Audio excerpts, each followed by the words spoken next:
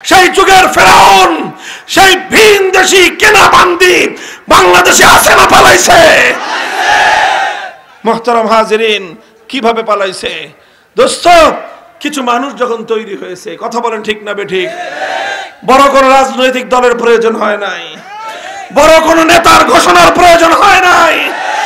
অল্প কিছু যুবক তরুণ ছাত্র জনতা আবাবিলের মতো সাহস নিয়ে হিম্মত নিয়ে মাঠে নেমেছিল, বিপ্লবের জন্য, অভ্যুত্থানের জন্য জীবন দিতে প্রস্তুত হয়েছে।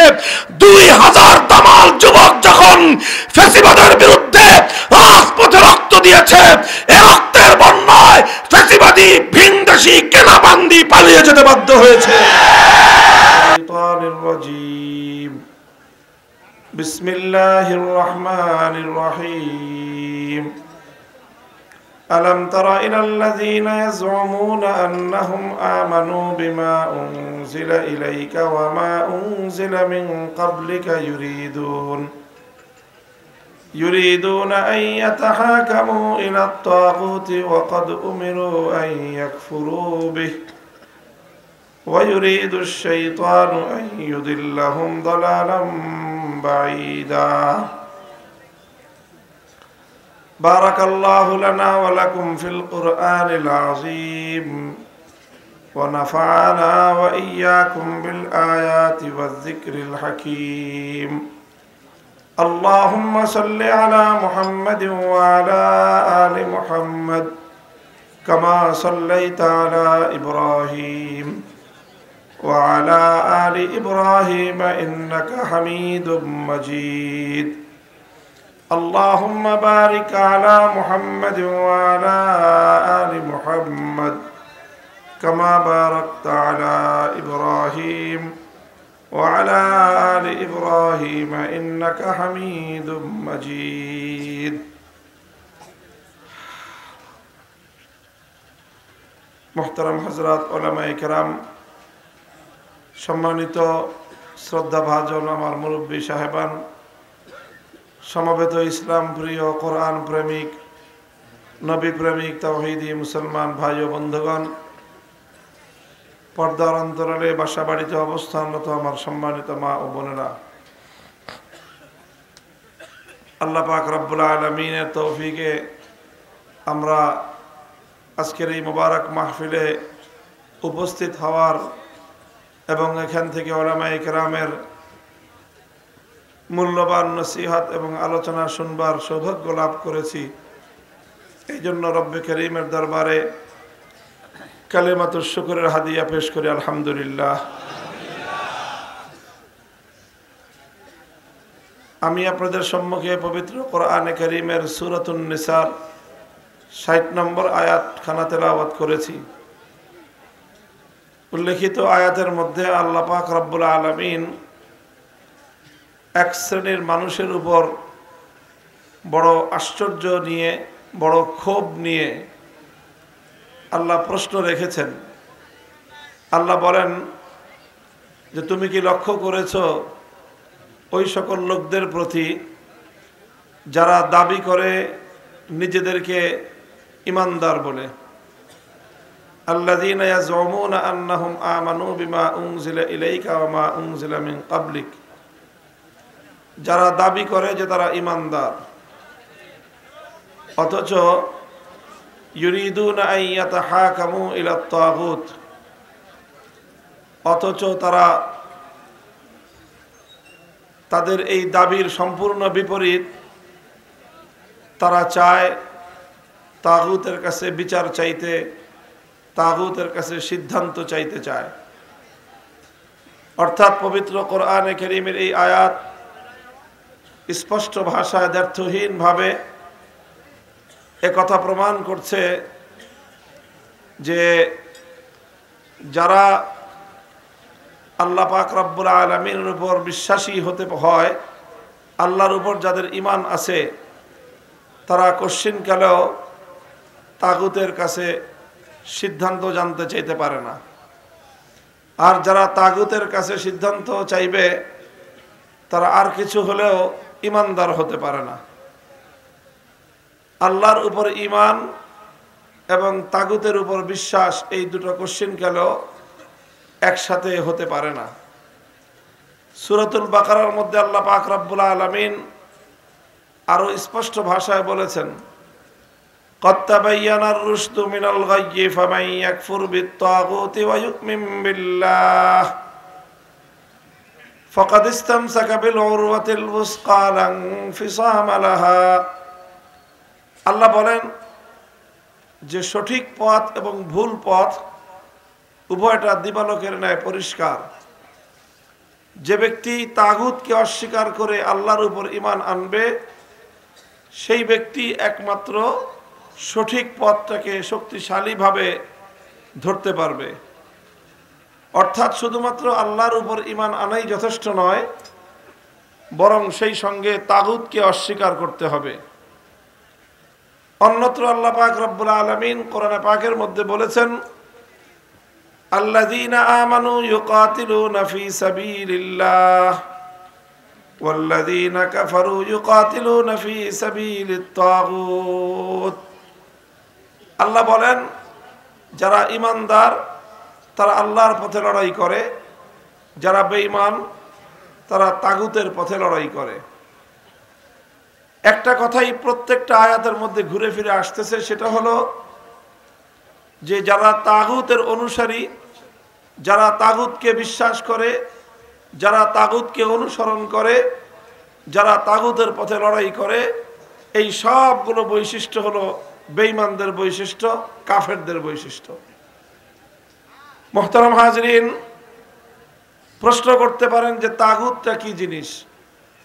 এটা একটু বোঝা দরকার, যেহেতু পবিত্র কোরআনে কারীমের মধ্যে আল্লাহ পাক রব্বুল আলামিন বারবার এই শব্দটাকে প্রয়োগ করেছেন। তো যেহেতু কোরআনে কারীমের মধ্যে একটি বিষয় বারবার এসেছে, এই জন্য যারা পবিত্র কোরআনে কারীমের ব্যাখ্যা করেছেন, তাফসীর করেছেন, তারা সকলেই এই তাগুতের ব্যাখ্যা করেছেন, সংজ্ঞা দিয়েছেন, তার পরিচয় তুলে ধরেছেন। সমস্ত মুফাসসিরিনদের বক্তব্যগুলোকে একত্রিত করলে তার সারাংশ যা দাঁড়ায়, সেটাকে আমরা সংক্ষিপ্তভাবে এভাবে বলতে পারি যে তাগুত বলা হয় যে আল্লাহ পাক রব্বুল আলামিনের জন্য যে নির্ধারিত মর্যাদা রয়েছে, আল্লাহর জন্য নির্ধারিত যে আসন রয়েছে, আল্লাহর জন্য যে নির্ধারিত বৈশিষ্ট্য রয়েছে, আল্লাহর সেই আসনে, আল্লাহর সেই মর্যাদায় যদি আল্লাহ ছাড়া অন্য কাউকে কেউ স্থান দেয়, তাহলে তাকেই বলা হয় তাগুত। অর্থাৎ আরো সহজ ভাষায় বলতে গেলে, আল্লাহর জায়গায় যদি অন্য কাউকে বসানো হয়, তাকেই বলা হয় তাগুত। আপনারা কথা বুঝতেছেন? আমার কথা বুঝলে একটু রিপ্লাই করবেন, প্রতি উত্তর দিবেন, তাহলে বুঝতে পারবো যে আপনারা আমার কথা বুঝতেছেন। এটা ঈমানের খুব গুরুত্বপূর্ণ একটা বিষয়। আপনারা জানেন, যারা আমার আলোচনা শুনে অভ্যস্ত, যে আমি এক ধরনের বিশেষ বিষয়ের উপর বেশি আলোকপাত করে থাকি। সেটা হলো যেই সকল জায়গা দিয়ে আমাদের সমাজে ব্যাপকভাবে ঈমানদার মানুষের ঈমান ধ্বংস হয়, মুসলমানদের ঈমান হরণ হয়, সেই জায়গাগুলো নিয়ে আমি কথা বেশি বলি। আর এই কথা বলতে গেলে একটা প্রসঙ্গ আমার আলোচনার মধ্যে ঘুরে ফিরে আসে। সেই প্রসঙ্গটা হলো রাষ্ট্র এবং রাজনীতি। এই কথাটা আমার আলোচনায় আসে। কারণ কেন আসে? অনেকে মনে করে যে আমি রাজনীতি করতেছি, রাজনৈতিক আলোচনা করি না। আমি রাজনৈতিক আলোচনা করি না, বরং আমি রাজনীতির সাথে সংশ্লিষ্ট কোরআনে কারীমের এবং ইসলামের দৃষ্টিভঙ্গি তুলে ধরি। আর এটা তুলে ধরতে গেলেই প্রচলিত রাজনীতির সাথে একটা বিরোধ তৈরি হয়, আর তখনই এটার বিরুদ্ধে কথা চলে যায়। কোরআনের কথা বলতে গেলে, ঈমানের কথা বলতে গেলে তো কুফরির বিরুদ্ধে যাবেই। ঈমানের কথা বলতে গেলে কুফরির বিরুদ্ধে যাবে না? তো যেই ঈমানের কথা কুফরির বিরুদ্ধে যায় না, সেটা কেমন ঈমানের কথা? তো এই জন্য এই যে তাগুতের পরিচয় দিচ্ছি, কারণ আমার ব্যক্তিগত অ্যানালাইসিস হলো, আমাদের সমাজে যত ধরনের ইসলাম গর্হিত ইসলাম বিরোধী কার্যকলাপ আছে, অনেক আছে, অধিকাংশ ইসলাম বিরোধী কার্যকলাপের দ্বারা মানুষের আমল নষ্ট হয়। কি নষ্ট হয়? সিনেমা দেখলে আমল নষ্ট হয়।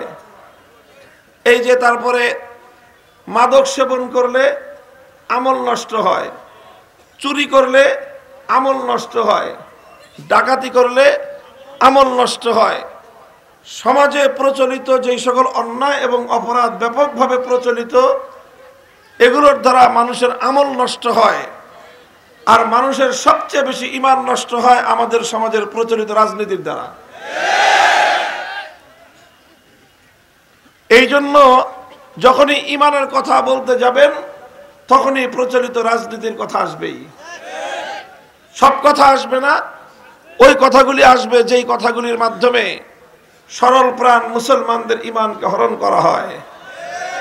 লক্ষ লক্ষ নয়, কোটি কোটি মুসলমান, কোটি কোটি মুসলমানের ঈমান হরণ করে নিচ্ছে এই কুফরি তাগুতি রাজনীতি।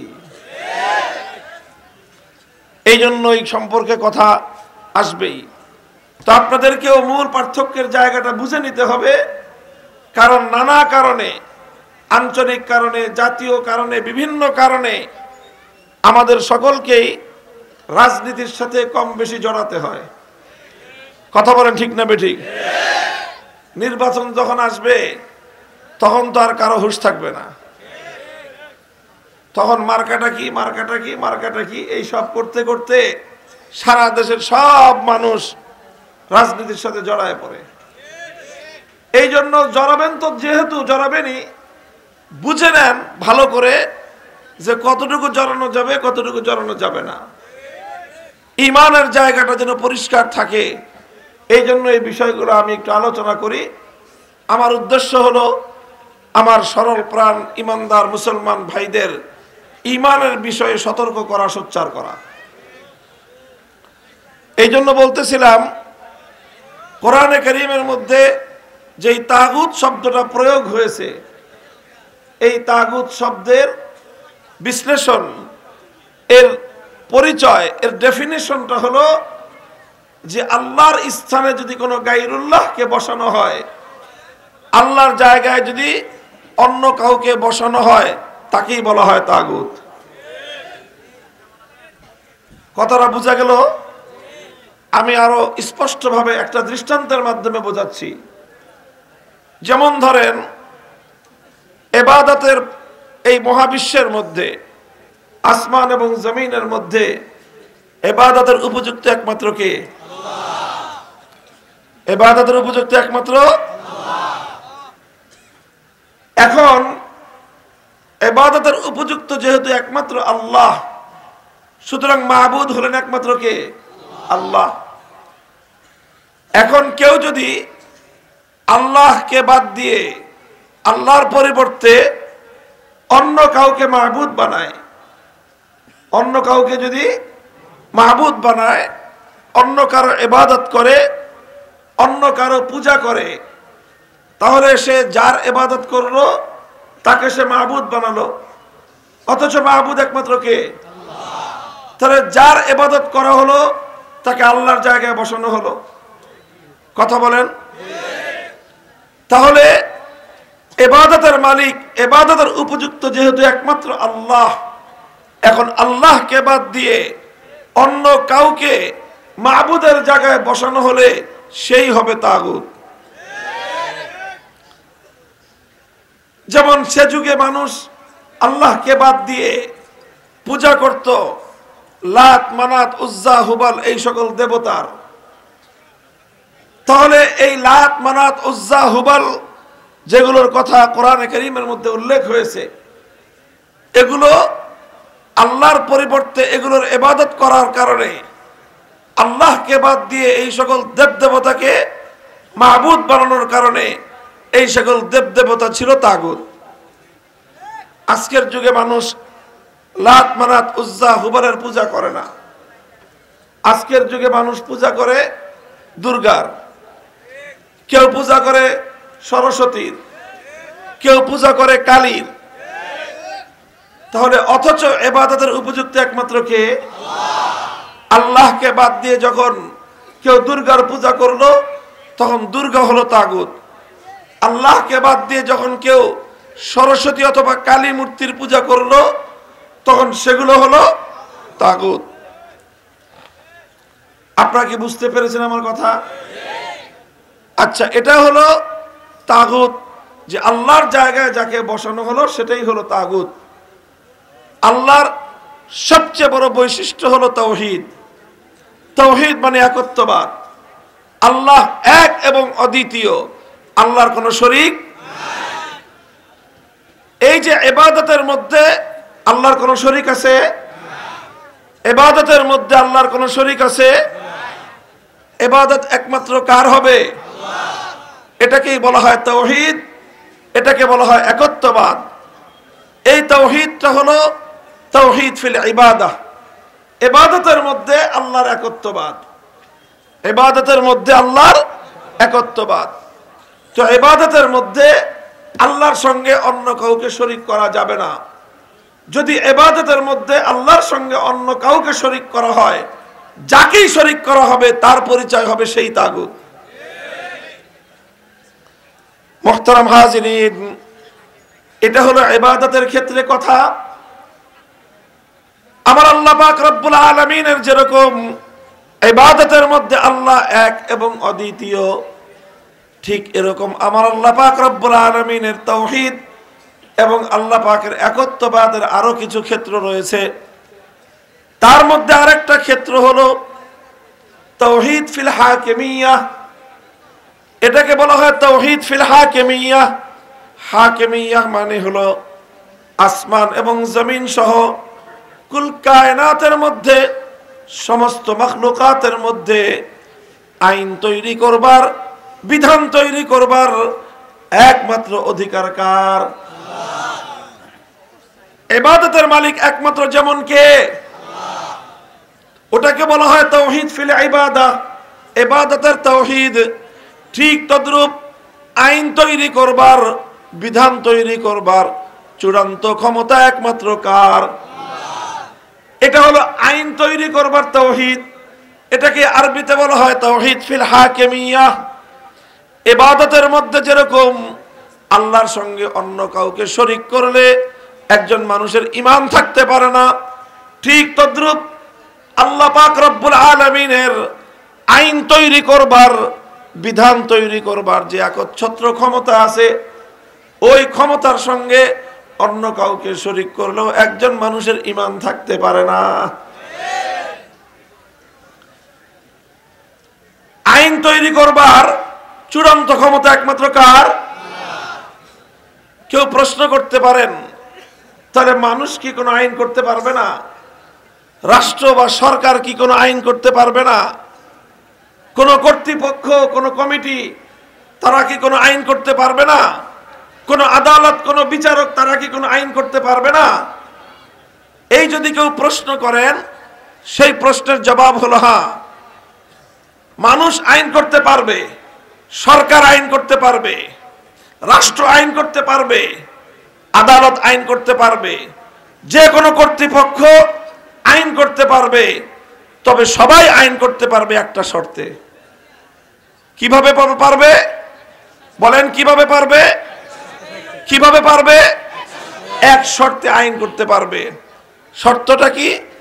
শর্তটা হলো এই, মানুষের বানানো কোনো আইন, মানুষের বানানো কোনো বিধান আমার আল্লাহর কোনো আইন বা বিধানের বিরোধী হতে পারবে না।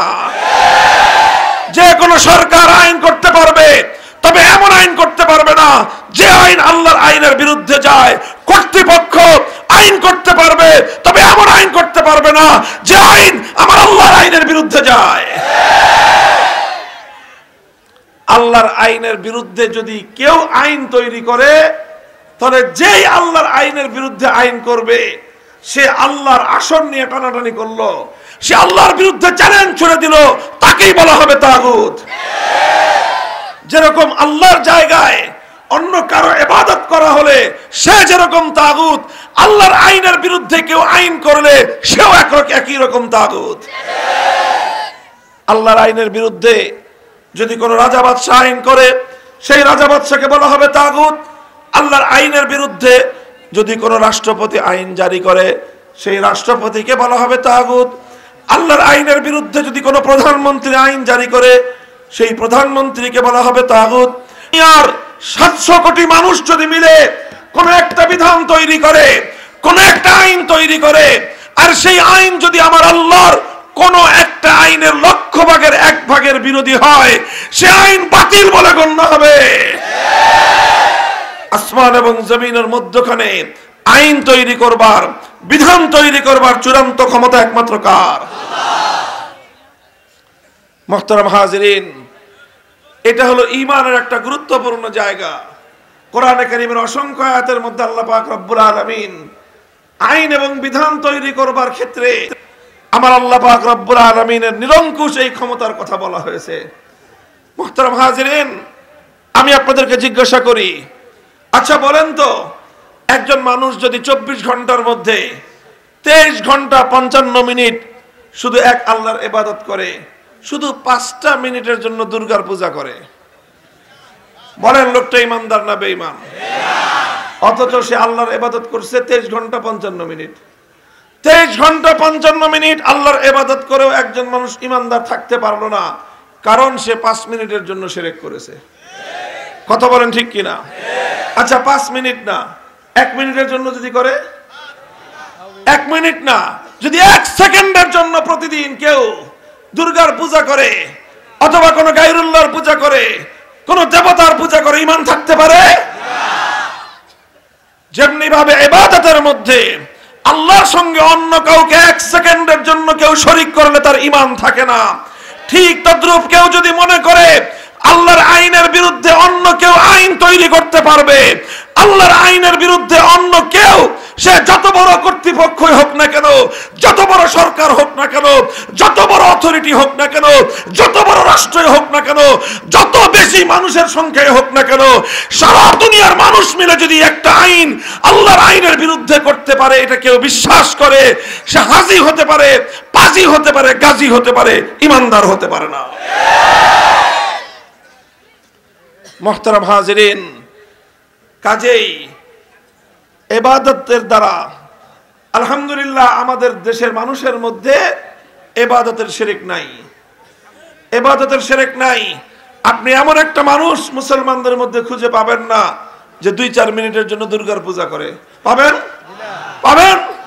আরে দুর্গা তো পরের কথা, হিন্দুদের দেবতা তো পরের কথা, মুসলমানদের মধ্যে এমন মুসলমানই খুঁজে পাওয়া কঠিন যে মুসলমানদের মধ্যে কোনো পীর বুজুর্গের পূজা করে, এমন লোক মুসলমানদের মধ্যে নাই। আরে পূজা করবে তো দূরের কথা, মাজারে সেজদা করলেই তো মায়ের একটা মাটিতে পড়ে না। বড় বড় ওলিয়া উলিয়াদের মাজারে গিয়ে সেজদা করলে মুসলমানরা ছেড়ে দেয়? মায়ের একটাও তো মাটিতে পড়ে না। যারা সুন্নি বা যাদেরকে বেদাতি বলা হয়, তারাও তো বলে যে না আমরা মাজার পূজা করি না, বলে কি বলে না? সুতরাং মুসলমানদের মধ্যে কেন মাজার পূজারি নাই? হ্যাঁ, কিছু বেদাত আছে, ইত্যাদি আছে, কিন্তু মুসলমানরা জানে ইবাদতের মালিক একমাত্র কে, ইবাদতের হকদার একমাত্র কে, আসমান এবং জমিনের মধ্যে মাবুদ একমাত্র কে। এই জন্য আল্লাহ ছাড়া কোন গায়রুল্লাহর ইবাদত কোন মুসলমান করে না, কোন মুসলমান সহ্য করে না, কোন মূর্তির পূজা কেউ করে না, কোন অগ্নির পূজা কেউ করে না, কোন সূর্যের পূজা কেউ করে না। যে সমস্ত জিনিসের পূজা অন্যান্য ধর্মাবলম্বীরা করে, মুসলমানরা জানে ইবাদত একমাত্র আল্লাহর, সুতরাং আল্লাহকে বাদ দিয়ে অন্য কোন মাখলুকের এক মুহূর্তের জন্য ইবাদত করলে ঈমান থাকে না। কিন্তু বড় আফসোসের বিষয়, যে মানুষগুলো 24 ঘন্টার মধ্যে 1 সেকেন্ডের জন্য আল্লাহ ছাড়া অন্য কারো পূজা করতে প্রস্তুত না, সেই ধরনের অসংখ্য মানুষ আইন তৈরি করবার ক্ষেত্রে আমার আল্লাহর অধিকার কেড়ে নিয়ে বিভিন্ন কর্তৃপক্ষকে সেই অধিকার দিয়ে রেখেছে, অথচ নিজেদেরকে আবার ইমানদার বলেও পরিচয় দেয়। তাদের অবস্থাটাই আল্লাহ পাক কোরআনে পাকের মধ্যে তুলে ধরেছেন। ইয়াজুমুনা আন্নাহুম আমানু, তারা দাবি করে যে তারা ইমানদার। আল্লাহর কোরআনের ভাষ্য হলো তারা দাবি করে তারা ইমানদার, অথচ তারা তাগুতের কাছে বিচার চায়, তারা তাগুতের কাছে ফয়সালা জানতে চায়। কোরআনে কারীমের এই আয়াত দ্ব্যর্থহীন ভাবে কথা প্রমাণ করতেছে যে যারা তাগুতের কাছে অর্থাৎ আল্লাহ ছাড়া অন্য কোনো আইনের কাছে, অন্য কারো আইনের কাছে যারা বিচার চায়, ফয়সালা জানতে চায়, সিদ্ধান্ত জানতে চায়, তারা ইমানদার বলে দাবি করলেও আল্লাহর কোরআনের ভাষায় আমার আল্লাহর নিকট তারা কোশ্চিনকালেও ইমানদার হতে পারে না। মুহতারাম হাজিরিন, কথা দীর্ঘ বলবার সুযোগ নাই। মুসলমানদের মধ্যে অভিশাপ ছিল না। মুসলিম জাতি যারা আল্লাহর একত্ববাদে বিশ্বাসী, যারা তাওহীদে বিশ্বাসী, তারা কোনোদিন এটা কল্পনা করতে পারতো না যে আল্লাহর আইনের বিরুদ্ধে কোনো মানুষ আইন করতে পারে। এই ধরনের কল্পনা মুসলমানদের মধ্যে ছিল না। মুসলমানরা চিন্তাই করতে পারতো না যে মানুষ হয়ে আল্লাহর আসমানের নিচে, আল্লাহর জমিনের উপর বিচরণ করে, আল্লাহর বাতাস থেকে অক্সিজেন গ্রহণ করে, আল্লাহর পানি দিয়ে তৃষ্ণা নিবারণ করে, আল্লাহর নেয়ামতের মধ্যে ডুবন্ত থেকে কোনো মানুষ আল্লাহর আইনের বিরুদ্ধে আইন করতে পারে, এটা মুসলমানরা কল্পনা করতে পারতো না। এইভাবে 600 বছর পর্যন্ত মুসলমানদের মধ্যে কশ্চিনকালেও এমন কোনো অভিশপ্ত ধারা দেখা যায় নাই যে কোনো ব্যক্তি আল্লাহর আইনের বিরুদ্ধে কোনো আইন করেছে। 7ম শতাব্দীতে সর্বপ্রথম মুসলিম জাতির উপর একটা আক্রমণ পরিচালিত হয়, মুসলমানদের উপর একটা আগ্রাসন চালায় হলো তাতারিরা। এই মঙ্গোলীয় সম্প্রদায় তাতারিরা মুসলমানদের উপর হামলা চালায়, মুসলমানদের দেশগুলোকে তারা ধ্বংসস্তূপে পরিণত করে একদিনে শুধুমাত্র মুসলমানদের বাগদাদের মধ্যে 10,000 মুসলমানকে ওরা শহীদ করে হত্যা করে। এইভাবে গোটা বিশাল অঞ্চল, মুসলমানদের একটা বিশাল এলাকা দখল করে নিয়ে তাতারিরা তারা সেখানে আল্লাহর আইনকে উৎখাত করে দিয়ে, আল্লাহর আইনকে তারা বাতিল বলে গণ্য করে, তাতারিরা তাদের নেতা চেঙ্গিস খানের বানানো আইনের একটা বই ছিল, সেই বইটার নাম ছিল ইয়াসেক। সেই ইয়াসেক বই, চেঙ্গিস খানের বানানো আইন তারা মুসলমান জাতির উপর চাপিয়ে দিল। মুহতারাম হাজিরিন, ইতিহাস বলে এই ইয়াসেক গ্রন্থের আইন যখন মুসলমানদের উপর চাপানো হলো, উলামায়ে উম্মত তারা এই আইনকে প্রতিহত করার জন্য, এই তাগুতি আইন ব্যবস্থাকে প্রতিহত করার জন্য, চেঙ্গিসি আইনকে প্রতিহত করার জন্য তারা অনেক ত্যাগের কোরবানি স্বীকার করেছেন, অনেক রক্ত দিয়েছেন, অনেক জীবন দিয়েছেন, অনেক কোরবানি স্বীকার করেছেন, কিন্তু এক মুহূর্তের জন্যও তারা চেঙ্গিস খানের বানানো আইনের সামনে মাথা নত করেন নাই। আবার মুসলমানদের এই কঠোর ভূমিকার কারণে, জিহাদের পর জিহাদ পরিচালনা করবার কারণে, তাতারিদের বিরুদ্ধে কঠোর পদক্ষেপ গ্রহণ করবার কারণে এক সময় তাতারিরা পরাজিত হয়। মুসলিম জাতির মধ্যে আবার আল্লাহর আইন ফিরে আসে, মানুষের বানানো আইন, তাগুতের আইন, এটা উৎখাত হয়ে যায়। এরপর থেকে আবার 700 বছর পর্যন্ত মুসলিম জাতির মধ্যে আল্লাহর আইনে পরিচালিত হতে থাকে। এরপরে 18 শতকে যখন মুসলমানদের উপর পশ্চিমা ইউরোপিয়ানদের আগ্রাসন শুরু হয়, আমাদের এই ভারতবর্ষে যখন ব্রিটিশরা দখল করে নেয়, ব্রিটিশরা দখল করে নিয়ে তারা যেই কাজটা করে সেই কাজটা হলো আল্লাহর আইনকে উৎখাত করে দিয়ে ব্রিটিশরা তাদের বানানো আইন এই জাতির উপর চাপিয়ে দেয়। ব্রিটিশরা যখন এই জাতির উপর তাদের বানানো আইন চাপিয়ে দেয়, আল্লাহর আইনের বিরুদ্ধে যে আইন মানুষ বানায় সেটাকেই আমরা বলি তাগুতি আইন। এই তাগুতি আইন যখন আমার জাতির উপর, কাদের উপর চাপিয়ে দেওয়া হয়, ওলামায়ে কেরাম, আলেম সমাজ এই ব্রিটিশের বিরুদ্ধে লড়াই করেন, যুদ্ধ করেন, একের পর এক লড়াই হয়েছে, যুদ্ধ হয়েছে, এবং আল্লাহর জমিন থেকে তাগুতি আইনকে উৎখাত করার জন্য অনেক ত্যাগ আর কোরবানি স্বীকার করেছে। 190 বছর পর্যন্ত ব্রিটিশের বিরুদ্ধে জিহাদ আর সংগ্রামের পর ব্রিটিশরা এই দেশটা ছেড়ে পালিয়ে যেতে বাধ্য হয়। ব্রিটিশরা যখন এই দেশটা ছেড়ে চলে যায়, তখন এই দেশটা কিভাবে চলবে এটা নিয়ে একটা বিতর্ক হয় দুই জাতি, হিন্দু এবং মুসলমানদের মধ্যে। হিন্দুরা বলল সামনের দিনে আমাদের এই দেশটা চলবে ধর্মনিরপেক্ষ মতবাদ অনুযায়ী। অধিকাংশ মুসলমানরা বললেন যে না, আমাদের দেশ আমরা স্বাধীন করেছি, জিহাদ করেছি, রক্ত দিয়েছি, জীবন দিয়েছি ধর্মনিরপেক্ষ কুফরি মতবাদ অনুযায়ী দেশ চালানোর জন্য নয়। আমরা এই দেশটাকে স্বাধীন করেছি একমাত্র আল্লাহর আইন অনুযায়ী আমাদের দেশটাকে শাসন করার জন্য। শেষ পর্যন্ত হিন্দু মুসলমানরা তারা বিতর্কে এবং বিভক্ত হয়ে পড়লে দেশটাকে ভাগ করা হয়। হিন্দুদেরকে বড় ভাগটা দিয়ে ওদেরকে ধর্মনিরপেক্ষ মতবাদ পরিচালনা করবার জন্য দেশ দেওয়া হয়। মুসলমানরা যে এলাকাগুলোতে সংখ্যাগরিষ্ঠ ছিল সেই এলাকাগুলোতে মুসলমানদের জন্য আলাদা স্বাধীন আবাসভূমি করা হয়।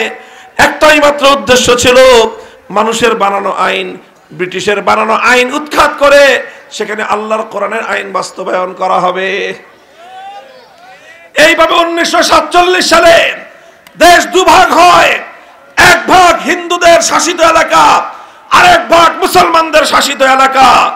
মুসলমানদের শাসিত এলাকায় অঙ্গীকার ছিল, জাতির সঙ্গে ওয়াদা করা হয়েছিল, শপথ করা হয়েছিল, কমিটমেন্ট করা হয়েছিল, মুসলমানদের শাসিত এলাকায় আইন চলবে আল্লাহর, সংবিধান হবে আল কোরআনের। কিন্তু দুর্ভাগ্য এবং পরিতাপের বিষয়, 1947 সাল থেকে আজ 2024 সাল পর্যন্ত 78 বছরের সময় অতিক্রান্ত হয়ে গিয়েছে। 24 বছর পর্যন্ত পশ্চিম পাকিস্তানি স্বৈর শাসকরা, আর 71-এর পর থেকে 24 সাল পর্যন্ত 54 বছর আমার বাংলাদেশের শাসকরা, তারা জাতির সঙ্গে কৃত সেই অঙ্গীকার, ইমানের সঙ্গে কৃত অঙ্গীকার, আল্লাহর সঙ্গে তাদের কৃত অঙ্গীকার, মুসলিম জাতির সঙ্গে অঙ্গীকার কেউ রক্ষা করে নাই। সবাই ওয়াদার বরখেলাফ করেছে, অঙ্গীকার ভঙ্গ করেছে। আর এই অঙ্গীকার ভঙ্গ হওয়ার কারণে এবং তাগুতি আইনের দ্বারা দেশ শাসিত হওয়ার কারণে এই দেশে আমরা যারা বসবাস করতেছি কেউ পরিপূর্ণ ঈমান নিয়ে এই দেশে বসবাস করবার সুযোগ নাই। বলবেন কিভাবে সুযোগ নাই? আপনারা কি আর কিছুক্ষণ কথা শুনবার ধৈর্য আছে? তাহলে একটা প্রশ্ন করি আমি আপনাদের কাছে, দেখেন আমাদের পরিস্থিতিটা কতটা জটিল অবস্থায় আমরা আছি। ঈমানের দিক থেকে এই কথাগুলো কেউ আলোচনা করে না সমাজে। এই ধরনের কিছু কথা আমি আলোচনা করি, আমার মতো আরো কেউ কেউ হয়তো আলোচনা করেন। এই জন্য যারা সমাজে তাগুতি আইন বাস্তবায়ন করতে চায় আমরা তাদের চোখের শুল হয়ে যাই। যারা তাগুতি আইন দ্বারা মুসলমান জাতিকে শাসন করতে চায় তারা আমাদেরকে শত্রুপক্ষ বানায়। এই আল্লাহর আইনের পক্ষে কথা বলতে গিয়ে তাগুতি শাসন ব্যবস্থার বিরুদ্ধে কথা বলেছি। এজন্যই তাগুতি শাসন ব্যবস্থার স্বৈরাচারী ফ্যাসিবাদীরা আমাদের জানের শত্রুতে পরিণত হয়েছে। গোটা রাষ্ট্রযন্ত্রকে আমার এবং আমাদের বিরুদ্ধে লেলিয়ে দিয়ে জুলুম, নির্যাতন, স্টিম রোলার পরিচালনা করা হয়েছে আমাদের উপর।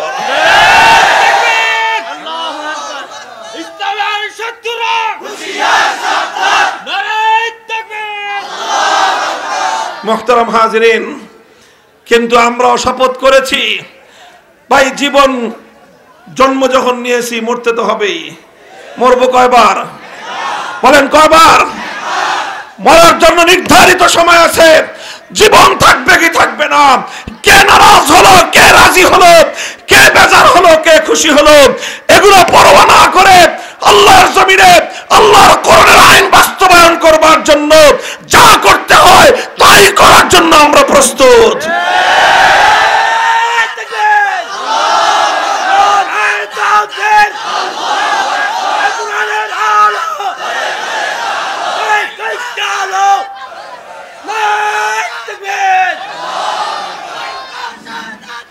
আপনারা সাথে থাকবেন তো আমাদের ইনশাআল্লাহ?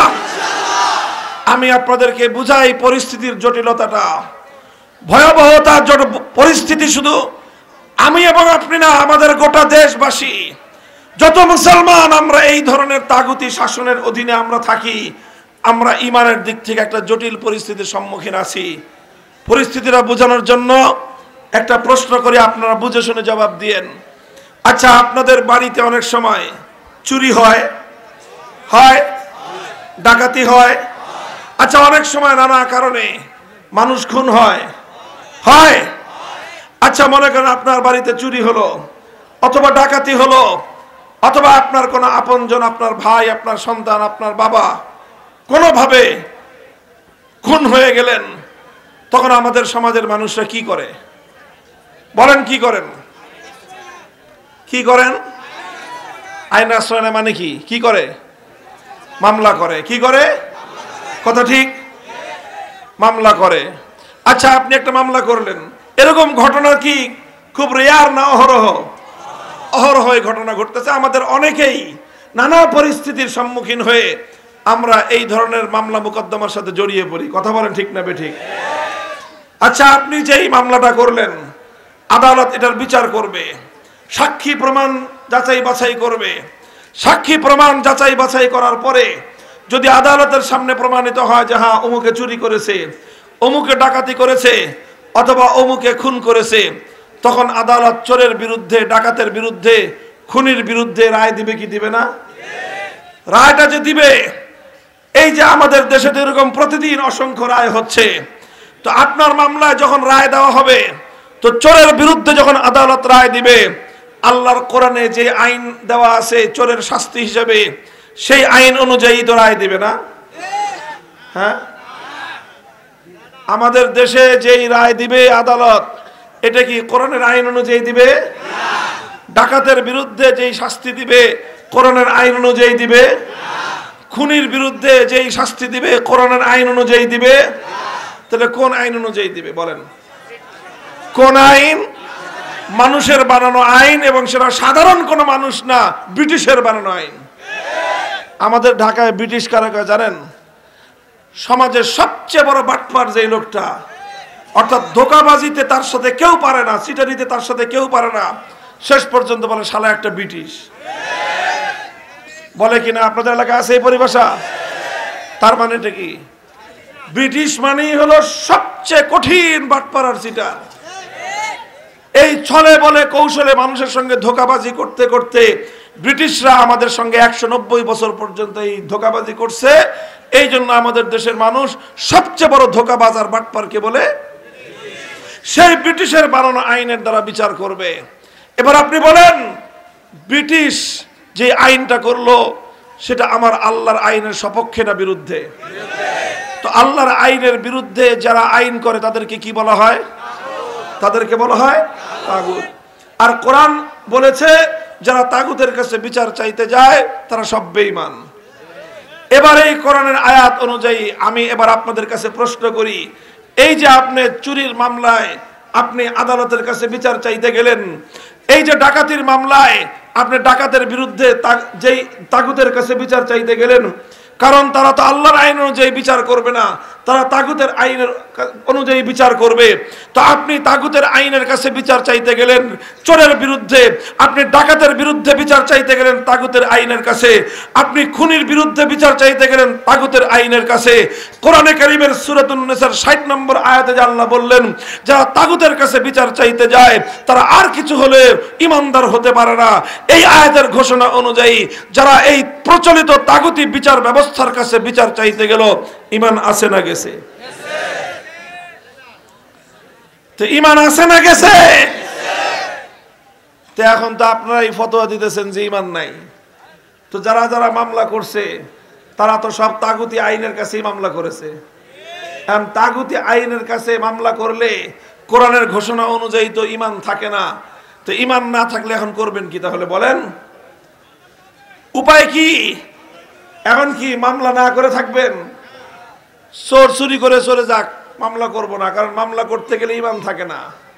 এখন দেখেন সমস্যা কি, যদি আপনি চোরকে কিছু বলতে কিছু না বলেন, চুরি বাড়তে থাকবে। মামলা করতে গেলে ঈমান যায়, মামলা না করলে সম্পদ যায়। ডাকাতির বিরুদ্ধে মামলা করলে ঈমান যায়, মামলা না করলে ডাকাতি হয়। খুনির বিরুদ্ধে মামলা করলে ঈমান যায়, মামলা না করলে মানুষের জান যায়। সমস্যা কি সমস্যা না? বলেন সমস্যা কি সমস্যা না?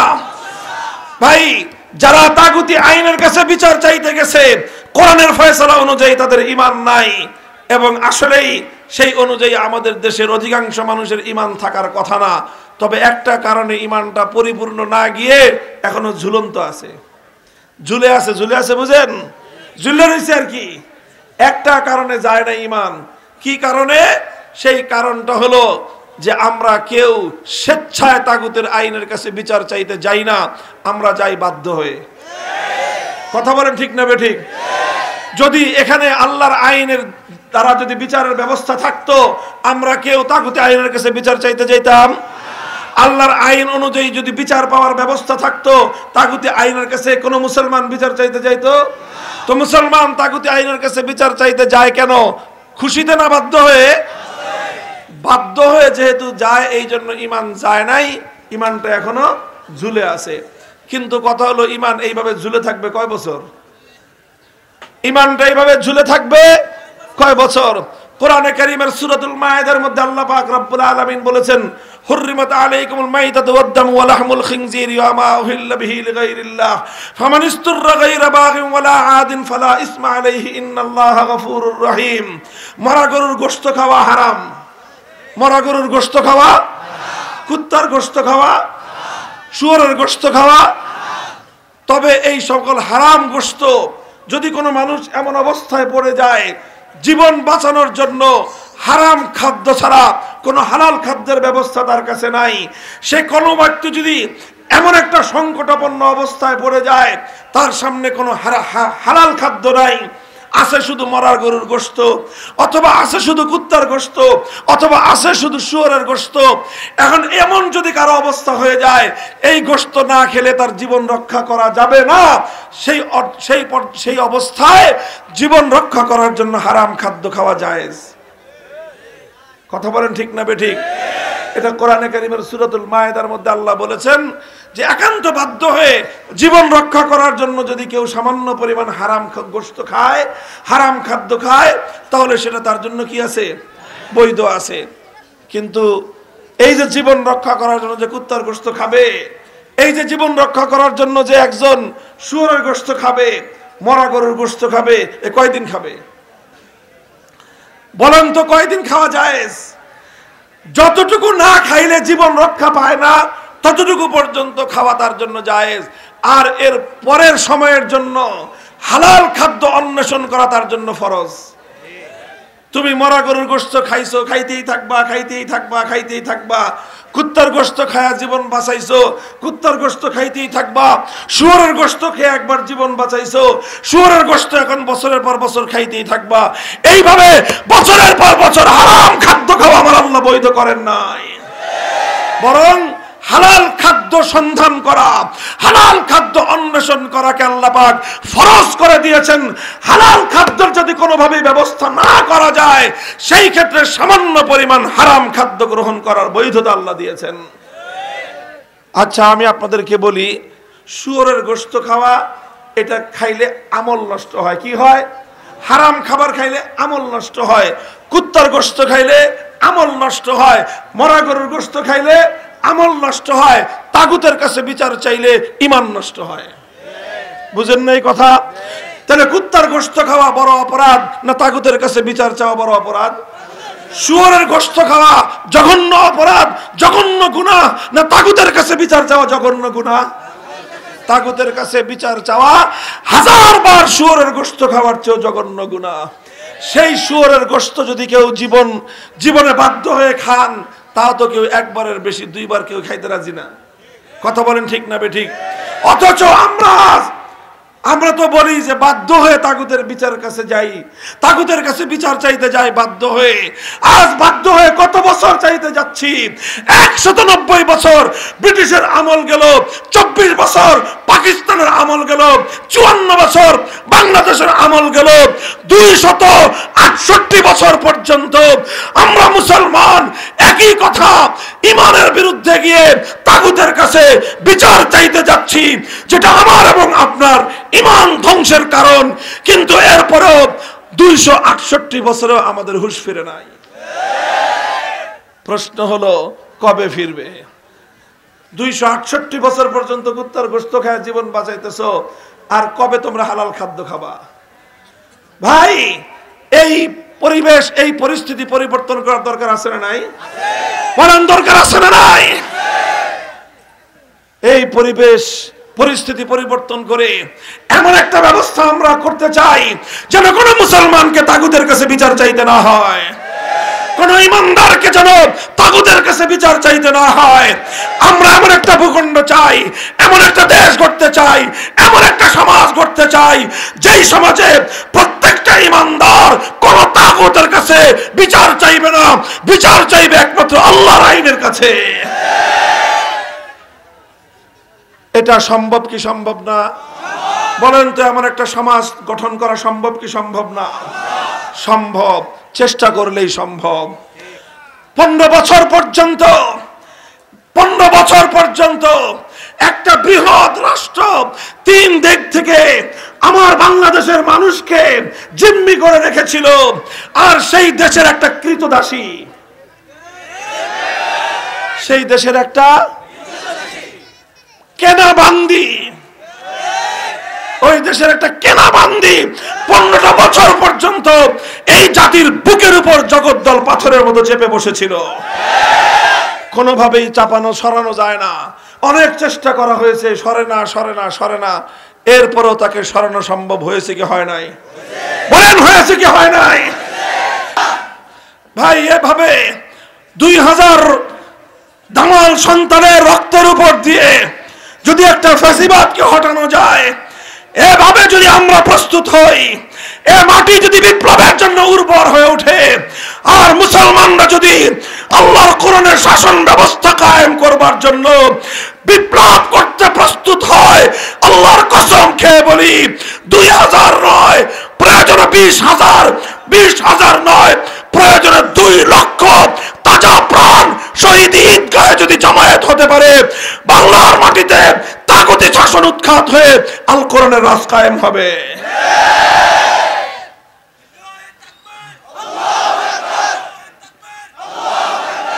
মুহতারাম হাজিরিন, এটা তো 15 বছরের জগদ্দল পাথর ছিল, আর তাগুতি শাসন 268 বছর। কত বছর?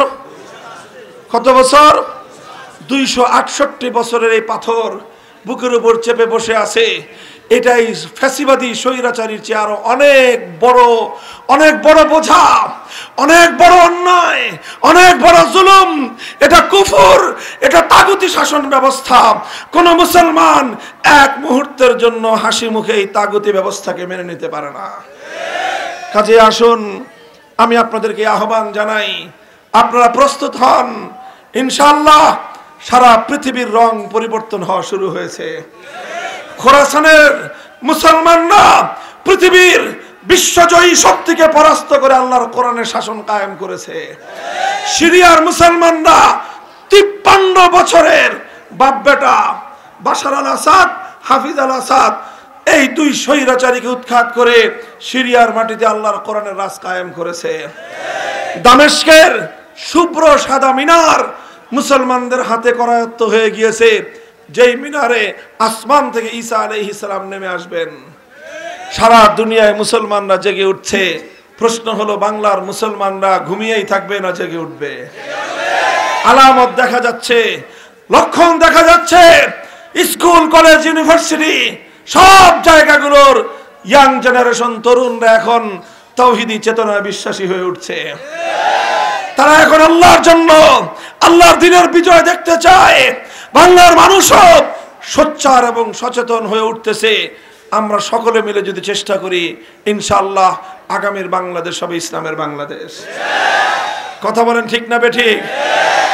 মুহতারাম হাজিরিন, তবে এটা শুধুমাত্র বক্তৃতা দিয়ে হবে না, শুধু স্লোগান দিয়েও হবে না। এটার জন্য আমাদের সকলকে পরিশ্রম করতে হবে, দাওয়াতি কাজ করতে হবে, দাওয়াতি মেহনত করতে হবে, ঘাম ঝরানো মেহনত করতে হবে।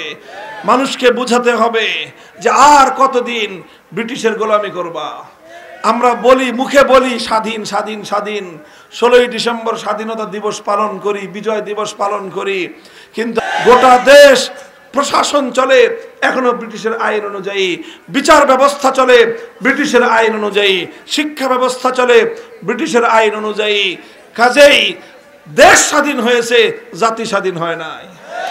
পতাকা স্বাধীন হয়েছে, আমরা জাতি হিসেবে এখনো স্বাধীন হই নাই। কাজে একটা স্বাধীন জাতি প্রতিষ্ঠা করবার জন্য আমরা সকলে মেহনত করতে প্রস্তুত। প্রথমে ঘাম ঝরানো মেহনত করতে হবে, এরপরে অশ্রু, চোখের অশ্রু দিয়ে আল্লাহর সাহায্য চাইতে হবে। ঘাম আর অশ্রু দিয়ে যখন আমরা মেহনত করব, আল্লাহর কাছে সাহায্য চাইব, তখন এক সময় এই জমিন বিপ্লবের জন্য উপযুক্ত হয়ে উঠবে। আর যখন বিপ্লবের জন্য উপযুক্ত হবে তখন আর শুধু ঘাম আর অশ্রু দিয়ে কাজ হবে না, তখন সেই উর্বর মাটিতে বুকের তাজা রক্ত, শাহাদাতের রক্ত দিতে হবে। শহীদ আবু সাঈদদের মতো, মীর মুগ্ধদের মতো অন্যায়ের বিরুদ্ধে, তাগুতের বিরুদ্ধে প্রয়োজনে মাথায় কাফনের কাপড় বেঁধে শহীদি ঈদগাহে আল কোরআনের রাজ করবার জন্য কারা কারা হাজির হবেন আল্লাহর কাছে হাত তুলে শপথ করেন।